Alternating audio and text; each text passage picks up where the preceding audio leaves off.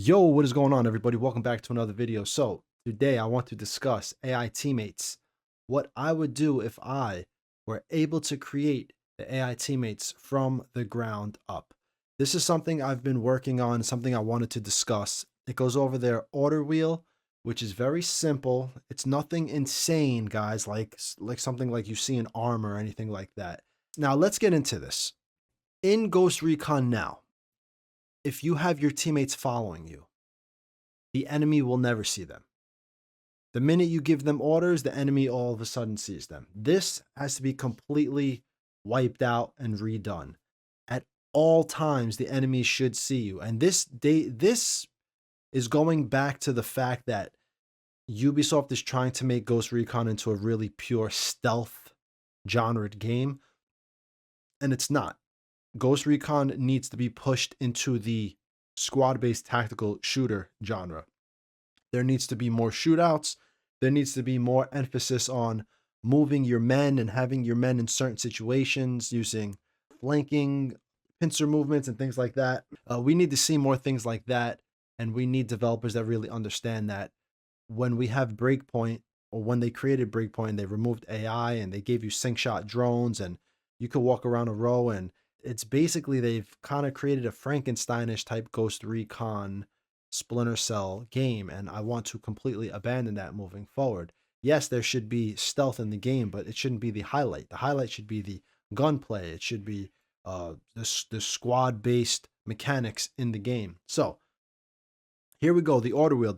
The enemies can see you. They can see your teammates. So ordering your teammates are very, very important. So move two. I've spoken about this a lot. If you follow my channel, these are the basic commands that I would like to see that make sense starting from the ground up, and then you could build on them. Move two.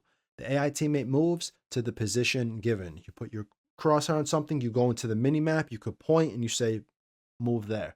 The AI teammate goes there and stays there. They don't try to think for themselves and go around buildings and looking for, no, they go right there. Hold. The AI teammate holds their position right where you told them to hold. Open fire. The AI teammate will open fire while they are moving or holding. This is very important for the developers to understand. You need to be able to say, move to that position and open fire. And they will move to that position while they are open fire, and they will engage what they see. Or hold here, open fire, and they will hold that position and they will shoot upon enemies that they see while holding there. This is very important. So you could have them move and then open fire. They get to that position, they're shooting, move, and they keep moving, they keep shooting, hold position, I'm good, and then you flank around and they're staying there shooting and you say move. That's very important for the squad-based tactical shooter, that your teammates move and hold while opening and holding fire. That needs to be corrected first and foremost for this game. Now, for this genre, this franchise, whatever. Now, I've added more things outside of that. So now we have breach. They have this breach system that doesn't really work the way it should with Amber Sky, and I'd like to really see them work on the programming for this. You point the crosshairs at a doorway. It's not highlighted. You point it at a door, then it becomes available at that point. So you could say, okay, breach. The AI teammates will breach the room using CQB tactics, and they will clear any hostiles in that room. If you want to make it that building, I don't know if maybe it should just be one room at a time and you have to tell them breach, breach, breach. Bang and clear. They'll do the same thing, but they'll throw a flashbang first. So they'll throw a flashbang and then they'll breach. Frag and clear, same thing. They'll throw a frag first and then they'll clear. Now, these are things I'd like to see, especially with more urban areas or urban settings, or even settings like in Breakpoint. You really, the AI teammates, man, when it comes to buildings, they're really lost. If the developers are able to program, when you give this breach command, your teammates go in, they go to adjacent walls and they just clear rooms as they move forward. Work with the military guys so you could understand how to program these guys one room at a time.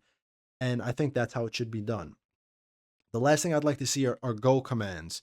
And this is reminiscent of the old Ghost Recon, and I just got done playing Door Kickers, and it's Rainbow Six had it back in the day, where you can basically you could plan out a mission before you even start it. So what I'd like to see is that the player can place these go commands for each teammate, and this allows the movement and infiltration of bases to go as planned by the player. You set markers for your teammates to follow in sequence, and you give the order to move to the next marker. So what you would do is for teammate one, let's say, you would say, you let's say they're A, so you'd place an A here, right? So it'd be A. So it'd be like A1, A2, A3, A4, A5. For B, you'd have B1, B2, and so on. And you could say go, and it would go to A1, and then you could say A go, and it would go to A2. So you can actually set up, maybe one teammate flanks in this way, one teammate flanks in this way. You have one teammate sniping in an Overwatch position. You go up the middle, and you say go, boom, you clear. They're holding. You say open fire, boom, boom, boom, boom. You move forward, go, and then move to the next spot. You're clearing out guys. You're moving this way. Go to the next spot. Go to the next spot. And then after you clear the whole base, you could have a go order that's almost like a retreat command where they would then just they would just break off of combat. And so I think this would be really, really uh, important for bringing Ghost Recon in line to what it should be moving forward.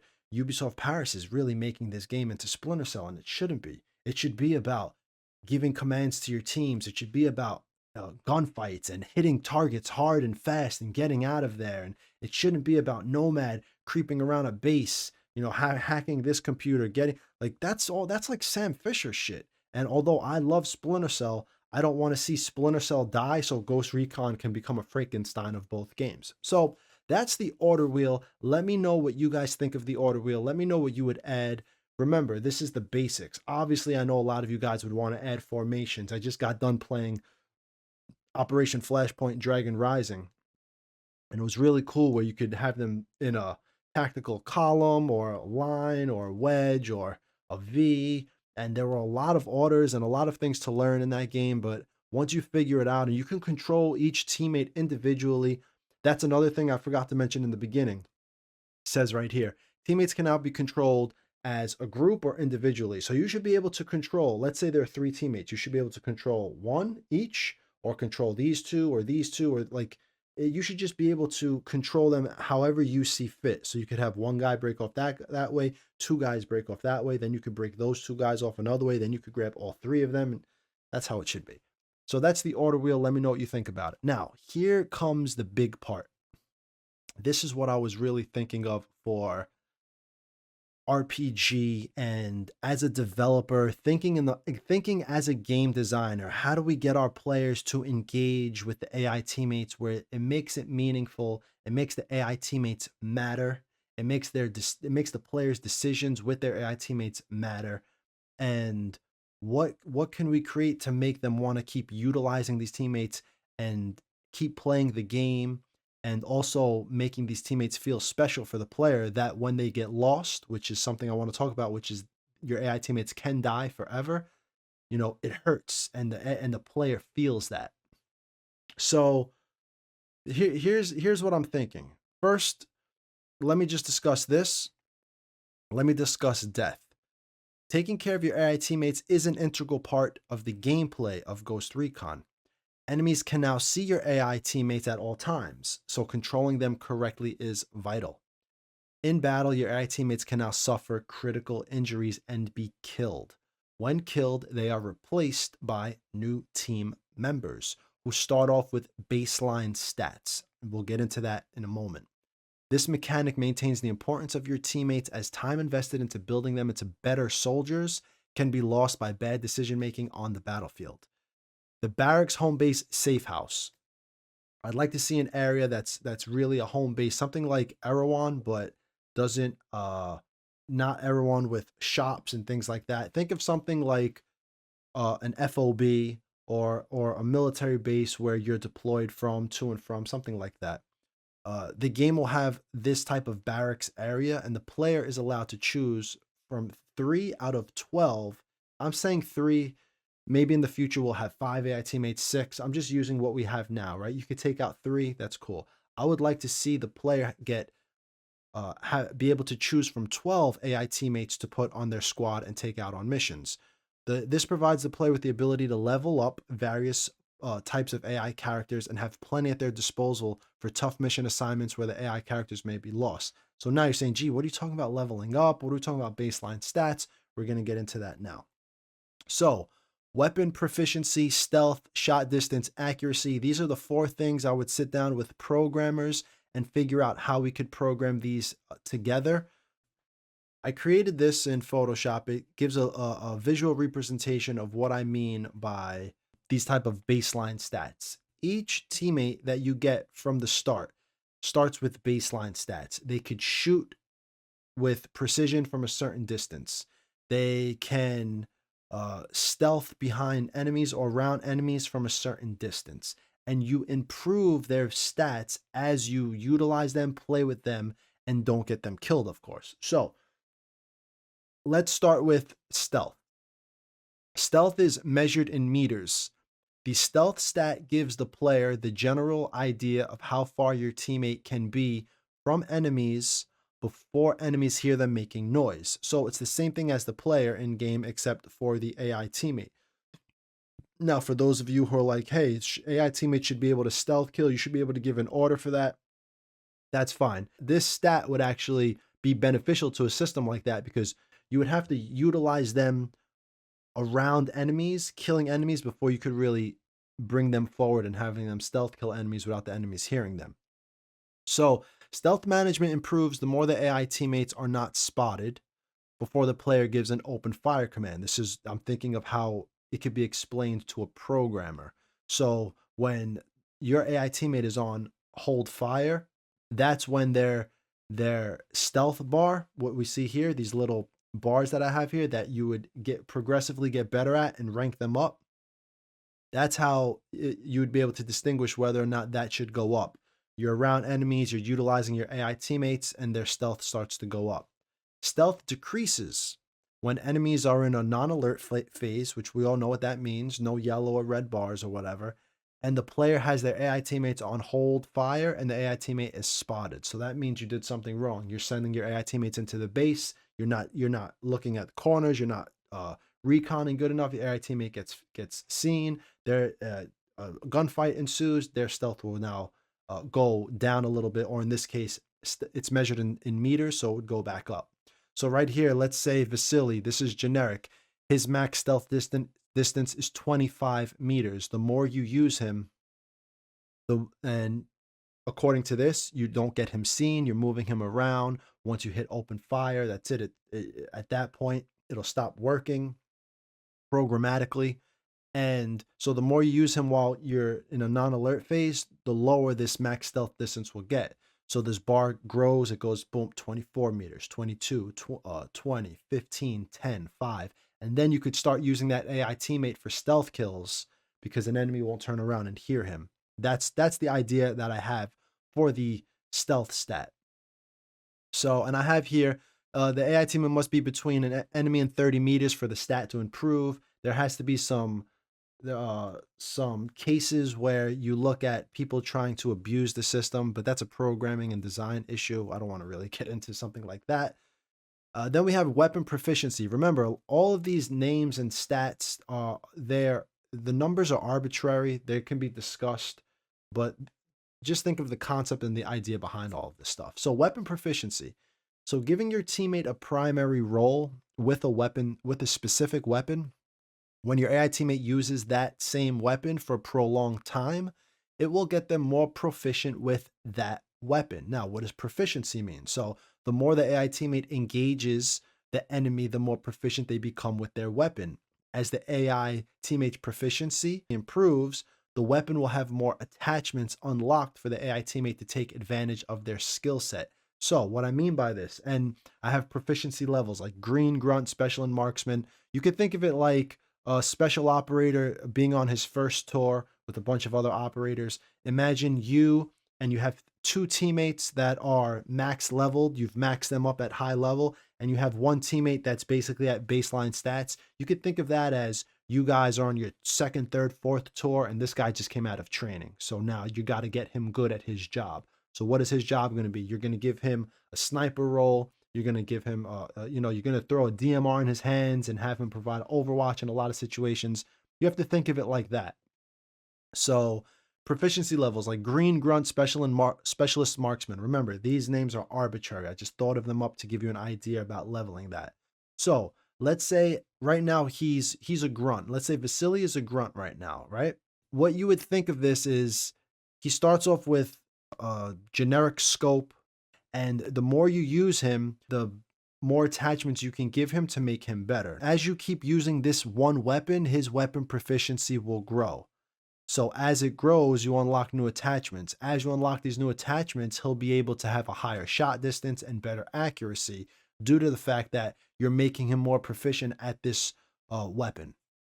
So now shot distance. This will be measured in meters. This number gives the player an idea of the limited range that their AI teammate can engage with near certain hit percentage.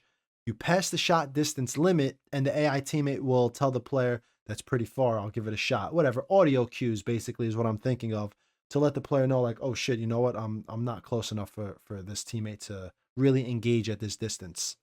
Engage at closer distances to build up your AI teammate stats so that you can engage at farther distances more effectively. So for accuracy, all right, let's get into this so I could really explain how all of these are really working with each other. The more the AI teammate uses one primary weapon, the better their accuracy gets. The more the player moves their shot distance to farther limits, the better the AI teammate accuracy will get at ranges within that limit. So now that I've read it all, these are the stats I would love to sit down with programmers and figure out how to work. And this is how it works. So weapon proficiency, let's say they get up to specialist now, right? So let's say Vasily levels up to specialist. So now you can give him a new scope. You can give him a different attachment. He's getting used to this weapon system that he has in his hands, which is the M82.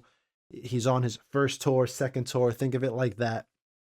And so now, the more you engage enemies with Vasily within these limits, he's getting better. Why? Because he has a 100% chance to hit these shots. Now, once you move out of the range of 150 meters, as you see, the weapon, his accuracy starts to go down. His shot distance max has not been raised to these levels.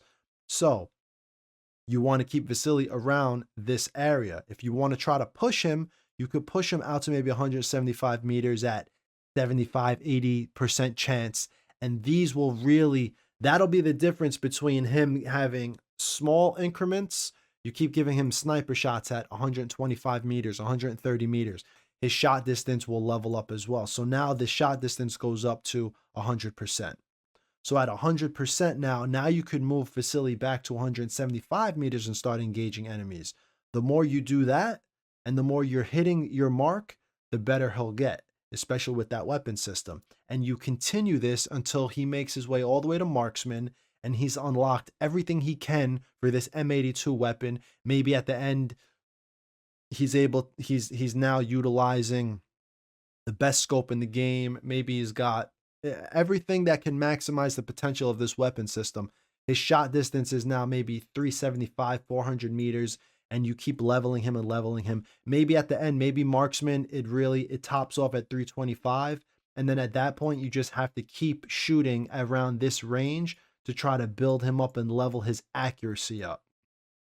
So as you can see, if you tried to take a baseline soldier and tried to hit a 350 meter shot, or tried to engage enemies at 350 meters, Vasily will end up missing the majority of these shots, and his accuracy will never get better. So you want to build up these soldiers by giving them a weapon system that works for your team, by engaging at distances that work for their skill set, and that gets them better. In turn, it turns them into well-seasoned soldiers. And at that point, when you're rolling out, let's say you have 12 fully maxed AI teammates, when you lose one, it hurts. When you lose 3, it hurts. And the orders you give in the field matter. Now, this is a system that obviously can be tweaked and talked about and discussed. But the reason I thought of a system like this, where I know a lot of people would disagree, I know a lot of people would say, I was talking about this with a couple of people in stream the other day, and I know a lot of them think, your soldiers should just be the best they should be. You shouldn't have to deal with any type of RPG bullshit like this. But I'm also looking at it from the eyes of a game designer, game developer, where they make things for you to grind things that matter in game. So for me, would you, in my opinion, right? I would rather have a system like this than the tiered loot system that's in the game right now. I would rather have a system where I'm working on AI teammates, building them up, getting them better, and I could feel the difference with how I operate as a soldier uh, in these battles, in these circumstances.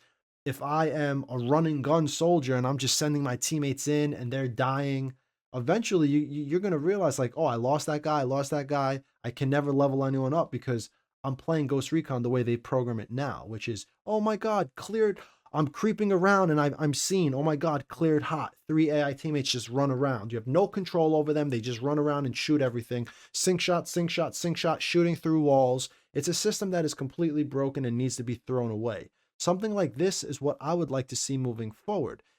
Even if there are people out there like, no, I just want them to be the best. I don't want to do, grind stuff like this. I disagree. I think it's okay to create RPG mechanics, excuse me, for a Ghost Recon game, but it has to make sense. This to me is a RPG mechanic, quote unquote, sort of. But in my opinion, I think it would work to where the more you utilize your soldiers in a good way, the better they get. The worse you utilize your soldiers, not only will their stats not get better, you have a chance at losing them. So it actually gives the player a reason to engage in strategic and tactical ways. And when shit hits the fan, it gives the player a reason to actually retreat and come back to the battle another day. Because as we have it now, nothing matters in these games. There's no rhyme or reason to do anything or to for the player to feel anything. There's no feelings when you play these types of games like Ghost Recon. You die, you respawn. Your teammates die, they respawn. You get in a helicopter, they're not there, you leave, they pop up in your helicopter later on. I feel like there are things that we can do to make the game more engaging for the player, and that is not tiered loot where you're opening loot crates and finding blossoming trees, which I always make fun of, and just putting on different types of gear. Look, my hat gives me plus 10 to stamina. I think something like this would really work. Now, this is what I want to know from you guys. What do you think about a system like this? The better you control your teammates inside of a base around enemies, the better their max stealth distance gets. Now it creeps 24, 20, 15, 10. Now you're controlling, there are enemies to our north, and you have AI teammates 10 meters away ready for a stealth kill. Or you've gotten them so good that now you can program them to do stealth kills or things like that. Even though that shouldn't be a major selling point, in my opinion, walking around doing stealth kills. It is what it is in the video game industry today, right? So we're going to need something like that. How good would it be if, every time I give my soldier a weapon, he has to learn that weapon system. He just came in from, special forces training, and he's quote unquote green. This is his first tour. So I'm gonna give him the M4 platform. I want him to be, a marksman with this M4. I want him to have the assault rifle, and so he starts off, and his accuracy will be different then. Instead of the M82, it'll be an M4, and maybe his max accuracy. Remember, according to the game, not this isn't real life. According to the game, maybe his max accuracy with the M4 starts at 75 meters, 100 meters. And what I mean by that is at 100 meters, that's where that AI teammate can engage and be successful in his shot placement. Now, remember, for Ghost Recon, at about 300 meters, you can consider that a really far shot for a sniper, because past that 300-meter mark, you get a lot of bullet drop, especially for Wildlands. Breakpoint has weird bullet drop in Breakpoint. I don't think it's as solid as Wildlands, but in Wildlands, as a sniper, at 300 meters, and in Breakpoint too, but at 300 meters, you really have to start looking for bullet drop and where you're going to put the crosshairs, right? So you have to think of it within the context of Ghost Recon. You know, you give this AI teammate an M4. His max shot distance is 75 meters. Past that, you look at the accuracy stats. Past that, it goes down. You'll know when you approach an enemy base. We're 200 meters out from this enemy base, but there are snipers here. My sniper is his max distance shot is 175 with that sniper rifle. I have two guys running with ARs alongside with me. Their max distance, their shot distance max is 75 and 100 meters. I'm way too far right now to engage this compound successfully. We have to get closer. We have to find a way to get closer, or you have to be the one to try to maybe take these shots so you can move closer, maybe take out a watchtower guard, get closer, get into a range where all four of you can engage in a way will be successful. Then add this system on top of being able to give go orders, move them individually, tell him move here, move here. Good. He's 75 meters. He's good for where he's at. This guy's a seasoned vet. I have him maxed out. I could keep him at 150 meters. He's good. I got my sniper at 300 meters behind me. I maxed him out perfectly. He's good. You attack the compound. You give your go orders. You're moving guys. You're flanking the enemy base. You're attacking these guys. Yo, in my opinion, that is the bread and butter of what Ghost Recon should be. It shouldn't be, I have 3 teammates that just follow me because if I give them orders, the enemies will finally see them, and I'm just gonna Sam Fisher this entire base. It's become a stealth snooze fest, in my opinion, to where you're walking around, stealth kill, stealth kill. The AI is so dumb. That's another conversation for another video, where the AI also needs to be changed. The enemy AI also needs to be changed to combat this type of gameplay. They need to take cover more. They need to use flanking mechanics more. They need to have suppression mechanics. But that's it. That's the system in a nutshell. The more you use your teammates around enemies, the better their stealth gets. The more you give your teammate one weapon system, the better he'll get with that weapon system. The better he gets with that weapon system, the more things you unlock for him to use with that weapon system. Think about everything you could put on a rail. Red dot sights, different types of scopes, different types of grips, things of that nature. Shot distance max. Your shot distance max is determined by how good your accuracy is. So every time you get a new soldier and you give them a new weapon system, the accuracy will change depending on the baseline stat will change depending on that. And then you always use them within that setting. I mean, within that accuracy 100% mark, to improve not only their accuracy, but improve that shot distance max, so where it'll be 100% here and 100% here, and then past that it starts to grow a little at a time. These are things these are the things I would do if I were to kind of rebuild Ghost Recon from the ground up. You take my gear management video where I talk about what the player should have and how that should affect him, and I think you hit a home run with what Ghost Recon should be in the future.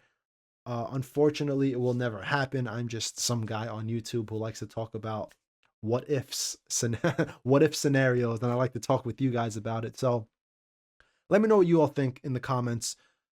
If you haven't already, join the Discord. Discord is always down below. This is the type of stuff we're always talking about, whether it's my live streams, whether it's in Discord. We're always talking about different types of games. We're talking about how to make games better, what type of things we'd like to see in games.